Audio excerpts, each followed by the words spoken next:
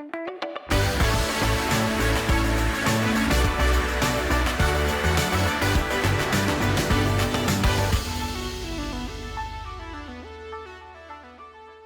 can't it just be easy? Viewers, welcome back to another episode of AFC Thames with me, DoctorBenjyFM. Good to see you. I hope I find you very, very well today. Now, look, you'd think with all the things we're achieving this season, with David Hoey being in the form that he's in, with Calder and Cousin Brad Carr being top of the assist charts right now, that we'd be higher than 5th, but we're not because I don't really know why. Defeats, I suspect, are the cause of the problem, viewers. After the 3-2 win late on against Thatcham, where we saw Mbika score one of the best goals I've seen in the series so far, 3 games without a win. Loughborough Uni, Hertford and Burgess Hill. And to be fair to us, 2 of the sides in that conversation, Loughborough Uni and Burgess Hill, are above us in their table for a reason. They are very, very good sides. And the fear for me is that if we get into the playoffs, we're probably going to have to play potentially one of them. I say that, actually. You go into this stupid sort of tombola of playoffs, don't you? So maybe not them 2 at all. We would probably avoid them at all costs. And we still don't really know how weak this division is compared to the other divisions at the same level of Tier 8. So I'm still hopeful. If we get into these playoffs, we've got every single chance. We should have probably gone through last time in that first season, but it didn't quite happen. Luckily for us, though, 3 back-to-back wins against Dunstan, Eastbourne Town and Moseley get us back on track. The 4-1 win against Dunstan, definitely the highlight of it. You can see them 4th in the league table, so a really good victory there. That brings our goal difference on par to the teams around us, which is what we wanted, really. It's a little way off the likes of Waltham Abbey, but yeah, Dunstan and below, we're definitely in there. Hertford as well, a really good win for us in that one too. So 2 games today at the very start of March against Needham Market and Didcot, a side that we played earlier this season and were defeated in a game where I thought we could have won. Do you remember it? It was very, very vivid in my mind. So we're going to play them again and hopefully get a little bit of revenge against them. Team-wise then, it's funny I'm actually mentioning the team. We're in March now. It's probably a good time to tell you that of all the players that left us last summer, Chingoka, Griffiths, Turner and New also left. And I just, for some reason, because they went on the release list, I forgot to mention it, we'll miss them. But they are sadly gone now. Ryan New was probably the saddest because he felt like part of the furniture here at Thames, and he's been moved on now.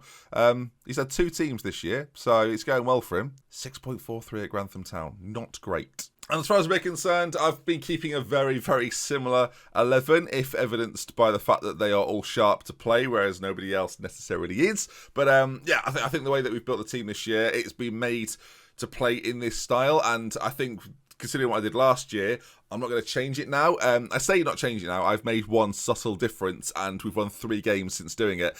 Lowe's has moved from that defensive role to be more attacking, to play slightly further forward. Of course, shape-wise, it's not too dissimilar, but Lowe's now will support Blackman on that side. We've got another player attacking in forward areas, and it should hopefully give us a bit more of a chance in games. The back 3 still this season have been absolutely fantastic. Evidenced by some of the team-detailed stats that we've got, actually. The headers-1 ratio, we are top of that by some distance. There's another one we're top of as well, actually, if I can find it. It's probably in the defensive column somewhere. The attacking, not so good. Not really our bag, despite the fact we've got David Hoey being as good as he is. Is it blocks? Yeah, we've put the most blocks in this year of anyone. So, yeah, impressive stuff from us. I think you'll agree. But first game up then, let's play against the Needham Market. It's the 4th of March. We're not too far away from Regen Day. And remember, Regen Day, we're getting another golden generation.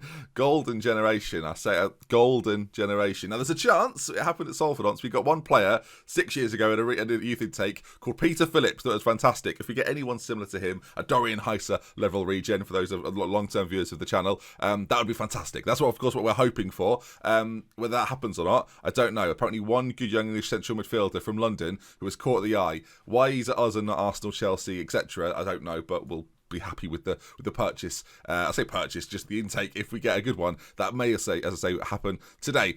Team-wise then, going into this game against Needham Market, they're 16th in the league table. We're not going to change anything.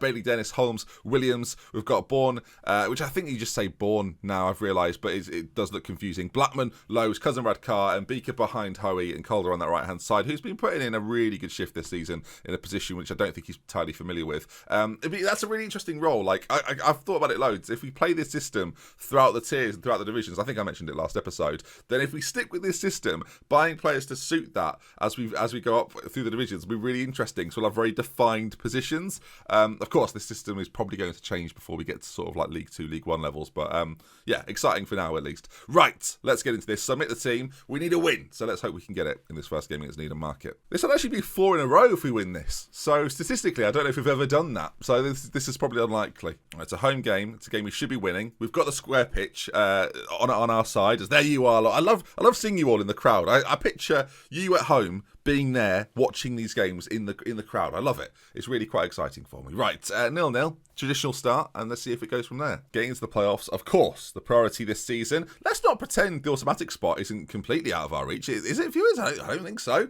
As a challenge goes in there from May. It's almost a Torquay-esque kit, I would say, as that ball forwards to Monet is really, really good. But the French artist can't go through, and May puts it back into the centre. Blackman heads clear this time, and we are dealing with it just about. The ball played to Clark on the edge of the box. It's blocked. Cousin Brad Carr forward to Hoey now. And the joys of the square pitch, viewers, that as soon as you've defended an attack, you are pretty much on one yourself. So, yeah, it can get pretty dicey. They've got a chance here as Brooks throws it short to May, and they're causing a few problems so far down this position or down the side where we don't really have anyone playing in, which is obviously not ideal for us. May again puts a ball in. That's why we win so many headers. By the way, Calder forward towards Hoey. It's knocked back down to May, who so far has been part of everything they've done. Blackman though intercepts forward to Hoey again. It's a very non-league tie so far. You can see Lowe's down to Bailey Dennis, and now can we get a little bit of control in this game? Bourne to Cousin Brad Carr, and you can see the way we move between the lines now. And Beaker, he's got a pass, he can play it through, goes for a goal himself. Well, he scored one of the goals before. I've no issue with him shooting from there again. He's a long-range Supremo. I think most of our goals this year have probably been long-range. I think in terms of shots had in games, we are near the bottom of that column. Has he got a penalty for that? I mean, go through and shoot, mate, you absolute con artist. Jack Packman has given it, and Monet now is going to have to rustle something up against a goalkeeper that doesn't save penalties. It shouldn't be too difficult for him. Michael Emery, one day you will save one, and I don't know when that day is going to come, but I'm so excited for it. He's not done it yet as a Thames player. Never mind. There's at least an attempt. I mean, he guesses the right way, he just doesn't do it very well. Michael Monet, though, with it, and yeah, this is obviously not good news for us. Now they've got a corner. I mean, we go on these roundabout moments of winning a few games, losing a few games, winning a few games, losing a few games. It's just constant. That's what it seems to be. As Hassan, well, that's better than a penalty, has scored an absolute screamer. Mohamed Hassan, 4th goal of the season for him. Emery beating, didn't really get off the ground.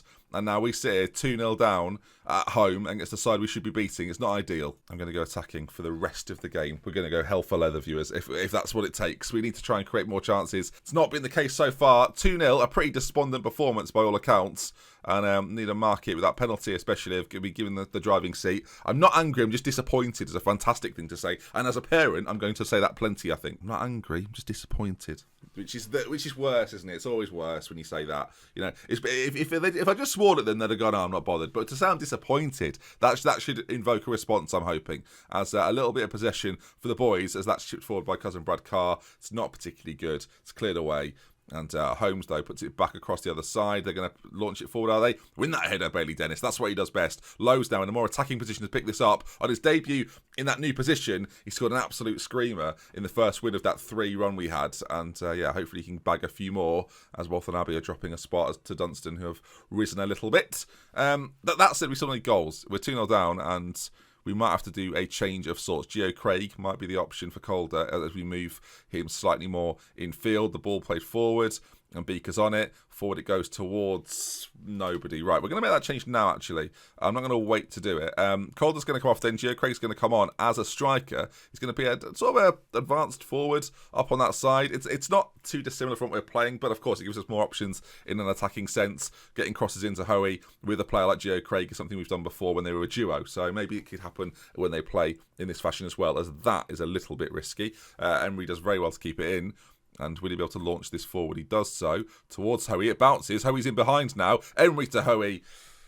When your main man goes through like that, you want him to score. And usually to his credit, he does, but not on this occasion, as Williams now has picked up an injury, and Sam Hanna is going to have to come on and replace him. Sam Hanna has played as left back for me on a pretty regular basis. Centre back, not so much. This might be one of the first moments in the season where I'm going to have to go out and get someone in on a free transfer who can play centre back, if at all possible, considering we don't have a budget to do that with, and it's a bit of an issue. Hopefully one of the regens that comes through as a centre-back is fantastic.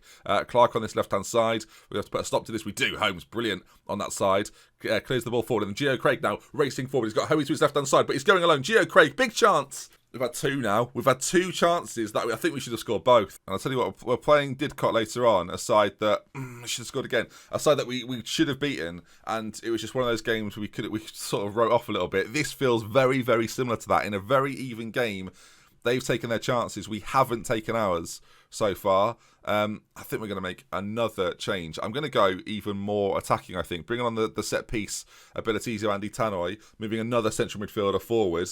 We're going for this a little bit more now. I say going for it a little bit more. We're moving them forward. Oh my God, we've got a free kick. I think I know who's going to take it, viewers. As he picked it up, Andy Tannoy with 16 free kicks. Can he get us back in the game? Oh, he's hit the post. Hannah, is it going to count? Is it onside? He's offside. Oh my dearie me, viewers. This is make or break at lower league level, though. You need these. The free kick from Andy Tannoy was nearly spectacular, viewers. He's come off the bench, and Hannah's in the right place, but the wrong timing, really. He's offside. 15 minutes to go. Oh, that was nearly the perfect moment. I don't know what else to do. I'm going to get Lowe's off. I can't. I'm trying to make a change. I can't. I forgot we had an injury, didn't we? Of course. Never mind. I was going to bring on another striker and just go for it even more than we are doing. The time's ticking away in a game that I will rue, I think, because I don't know if there's more I could have done here. Maybe there is. I've taken work ball into box off to try and play a little bit more attacking. If they score, this is going to be the most undeserved 3-0 I've seen in my life. And even if we score now, with a minute to go, it's just too little too late. If we score now, it's going to make it even worse, because we arguably should have got a few more goals in this game. Bailey Dennis into cousin Brad Carr. Look, if we put a move together at the end of this game, hopefully we take that momentum into the next one. But this is a game I'm sure the players and the management and you, the fans, expected us to win. I expected us to win, and it's not what you want when you've got a run-in, which is going to be like make or break. Getting into the playoffs seems a bit of a lottery when you go into the seasons, at the end of the seasons anyway, because you play teams from all around the country. That ball's been played in. We win so many headers. It's hilarious, really. That shot on goal is ridiculous. They've scored 2 screamers and a penalty. We've lost 3-0. I can't believe we've lost 3-0. I feel like we've created the chances. We've created enough to have goals in this game, and we've not taken them. We've had an unfortunate offside, and we hit the post anyway from that. The ball goes in. Bailey Dennis heads clear. Bartholomew, that's difficult to say, but I know what it is, scores a banger. I think I've had him before in a lower league management save, so I recognise him. Well done, Tristan. Good work, mate. So full time then. Needham Market 3, Thames 0. Ugh. I've told them they're not good enough, which... Again, they're not good enough in an attacking sense, and defensively, the penalty was super soft, and they've scored 2 brilliant goals. That's the victim of a square pitch. You know, you can always shoot from range because you're always in our half. We're fortunate in a sense. Everyone's played 29 games, and we remain in the playoffs. Didcot coming up next. Look, they are 18th. They're playing 2 games here that should have been back-to-back wins and secured our playoff spot. Matthew Williams is out for 2 months. Oh, good God. Okay, centre-back now is an issue. Ryan New, can you come back now, mate? I don't know if there's anyone in the 23s that I sort of put down here that can actually come back up and play for me as a centre-back. I don't think there is. And equally, I don't think there's anyone coming through the ranks that is necessarily ready to play. John Christie, he's not looking great, is he? I put Mark Mundy in here as well. I think Mark Mundy's career at Thames is looking bleak. I guess we could have loaned Ryan New, retrospectively. I'm just looking through a few players. Ryan New's on loan. He probably would have come to us. I don't know if we can get anybody in. He's very slow, but I've already got one slow defender. The problem is they're all really slow. I don't even think these guys will come and play for me. Oh, I actually can afford one. Right, we're going to have to get a defender in of sorts. He's one of the better ones based on his attributes. We might even have to get a couple in if we can do. He's a breakthrough prospect. I'm going to get a couple of defenders in to give us cover towards the end of the season. The injury to Williams is bad, isn't it? Sam Hannah might have to play this next game. We've got a little bit of time, though, before the next one. We've got a week, so we might be able to bring a couple of defenders in. Again, Regen Day happening now, and us getting a brilliant defender would be fantastic. I think Regen Day is after the next game, though, so maybe not. I should say, if you're not familiar with the phrase Regen Day, that is just Youth Intake Day. Just to age you with that one. Problem is, the players we're about to get in here are going to be so unfit. They won't have played all season. They'll have no sharpness, and I need to bring them in probably as starters really, really quickly, as Hastings have gone for Calder. Renard Calder is a great name, by the way. I don't really say the fact he's called Renard, but excellent. Also, the attribute colours are on my other save still. I'm sorry. I hate this. Ben Sports News there in the sack race, 7-2. It could happen. Patrick Vieira at Watford could be in trouble as Leonardo Jardim has been sacked by Wolverhampton Wanderers. I feel for him. I feel Thames are struggling a little bit. We'll check in with him soon and see what's what. I fear for him, viewers. I fear for him. Imagine he becomes my assistant at some stage. That would be good, actually, now I think about it. But now I've had this taste of management, he'll want to go all over, I imagine. Sorry, everyone. This is my fault. All right, we've not signed any centre-backs yet, and we are at the Friday of the week. Little bit concerning, that one, viewers. I could do with them signing today, really. Calder's turned down the opportunity to go to Hastings, which is good of him. As the time is ticking away here before we get to the Didcot game, and nobody has signed. As West Ham have sacked Bilic, he wasn't even on the sack race, but I mean he's gone. I'll tell you what, Ben Sports News is in the mud here. This could be it. All right then, a game that I said it last game. We've got to start winning these really, and last game we did not do it. We'll apply some opposition instructions. This is now the not very good scenario. Of course, I should probably have brought in a right back. Conte can play there a little bit, not really though. Sam Hanna is going to come in, probably going to play him on that left hand side, play Bailey Dennis in the centre, which is a little bit concerning if they've got a fast striker, because Bailey Dennis, well, it's got 1 agility, 2 pace, 3 acceleration. It's amazing that he plays for me. He's got 4 goals this season. He's a machine, viewers. Let's see then. Can we get the job done? And Beaker, Hoey, we need performances from you. Calder as well. Got to be better than it was last time. We need to score goals in these games, viewers. Otherwise, we will not win them. I know that sounds obvious. I mean, you could quote that if you like. That's Michael Owen-esque. Very difficult to score or to win in games you don't score in. Of course, they could score in goals, viewers. So there is a way around it. I'm expecting to see a much better performance today. That's what Michael Emery suggested. That's what I agree with. Thames did got then. You're back at it. It's the square pitch once again. Come on. Now, this is a game that got away from us, away from home, last time you played them. Today, it has to be different. This has to be the game where we win this and we make sure that the teams around us know that we will not be slipping up any longer as the ball's played in. Bailey Dennis.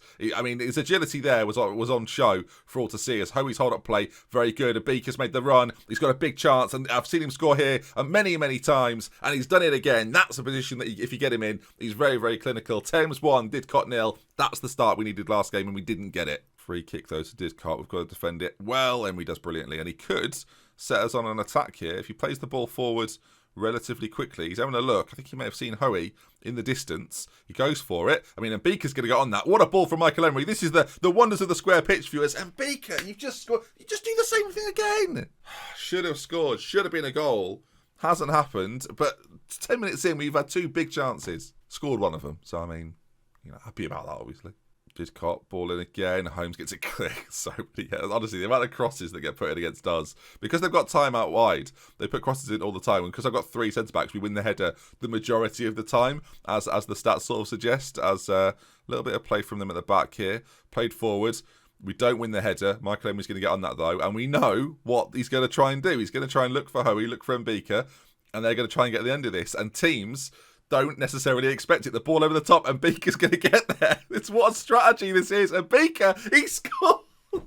We just need to have this as the strategy for the whole season. We'll score 50 goals a season just from doing this. Michael Emery, he's an assist machine. Look at the state of that. He may even have the most assists on our side this year. Blimey, Charlie. And Beaker just chips the key. It's a beautiful finish, by the way. Why you couldn't do that in the chance before, I'll never know. My fear is, if Didcot sit back 10 yards and their keeper figures out he could do it as well, that could be a problem for us, as Lowe's is taken off the ball there by Rag very, very easily. Ball played forward. Bailey Dennis is there, despite his lack of physical attributes. And Beaker, we could be on for 3 goals here very, very quickly. Bailey Dennis again just chips it forward towards Hoey. Hoey's on it! Big strike on goal! 28 minutes gone, it's 3-0. We're on fire, viewers. Long Ball FC, 33rd goal of the season for David Hoey. He's a man writing his name into the history books of AFC Thames. He'll be the first man to get to 100 goals if he carries on this sort of form. He's definitely a player we could take into next season. Defensively there, that is not particularly good. The finish, lashed home by Hoey, 3-0. And this makes me wonder why we were so poor in the first game. That's the bit that frustrates me. But for those wondering why we moved to a square pitch, why we made that decision, this game is evidence of why. As it's a long throw by Calder. He's not particularly good at them, but he finds Hoey. When he play it back to Calder, he will. But the back heel, played in, cleared away.